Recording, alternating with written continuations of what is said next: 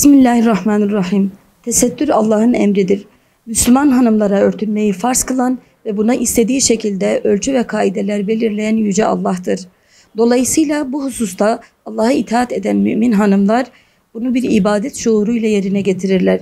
Namaz gibi, oruç gibi ve daha pek çok farz ibadet gibi. Bu şekilde dünyada yüce bir mertebeye, şeref mertebesine ulaşan hanımlar ahirette de ebedi cennet yurduyla mükafatlanacaklarını şuuruyla bunu yerine getirirler. Her ibadetin olduğu gibi tesettürün de elbette ki meşakkatleri vardır. Ancak zahiren meşakkat gibi görünen tesettür ibadetinin de hem dünyaya bakan yönüyle hem de ahirete bakan yönüyle pek çok fayda ve hikmeti bulunmaktadır. Özellikle yaz aylarının insanı bunaltacak dereceye geldiği şu demlerde tesettür ibadetini yerine getirmek elbette ki nefis için ağır gelmektedir. Fakat bir Müslüman hanım bu farziyetini yerine getirirken Allah'tan bunun karşılığını bekleyerek bunun mükafatının normal zamanlara göre daha fazla olduğunun bilincinde olmalıdır. Neticede bu konuda bir imtihan meselesidir ve imtihan sabır gerektirmektedir. Bu imtihan meydanından da sabır ile, azim ile, alnının akıyla çıkanlar Allah'ın rızasına ereceklerdir. Ve maalesef ki hali hazırda hem kadın hem erkek tesettüründe ciddi tavizler verilmeye başlandığını görüyoruz.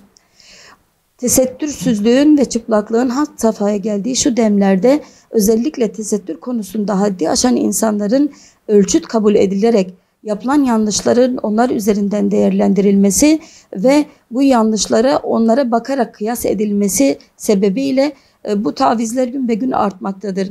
Bunda ne var ki denilerek yapılan tavizlerin ardı arkası maalesef kesilmemektedir. Yüce Allah Mülk suresinde şöyle buyurmaktadır. O hanginizin daha güzel ameller işleyeceğini sınamak için ölümü ve hayatı yaratandır. O çok güçlü ve çok bağışlayandır.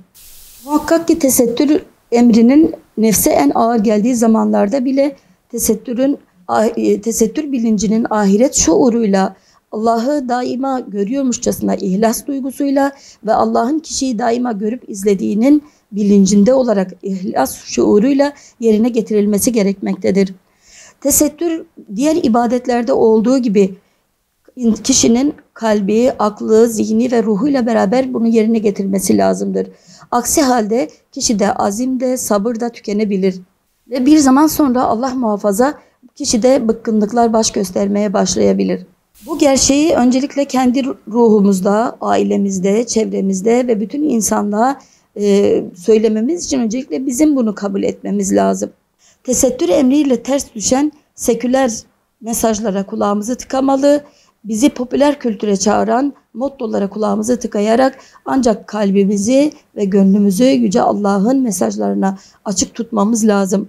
Hatta öyle ki sıcak aylarında ve havanın insanı bunalttığı zamanlarda en zor şartlarda bile rıza ilahi için tesettür emrinden tavizi vermeden, gevşemeden sağlam bir irade ile yerine getirmek aynı zamanda kişi için sıcak aylarda ve en zor şartlarda bile tesettür emrini tavizsiz bir şekilde yerine getiren Müslüman hanımlar aynı zamanda sessiz bir şekilde aslında İslam'ı tebliğ ediyorlar. Tesettür Seferberliği ve Erdemli Kadınlar Derneği olarak biz Allah'ın bu güzel ibadetini yerine getirirken mümin kadınlara bu konuda azimli, sabırlı ve iradeli davranmaya davet ediyoruz. Mümin erkekleri de bu konuda erkek tesettürü noktasında dikkatli davranarak, gerek gözlerini haramdan sakındırarak ve mümin kadınların tesettür emrini yerine getirirken onları destek olmaya çağırıyoruz.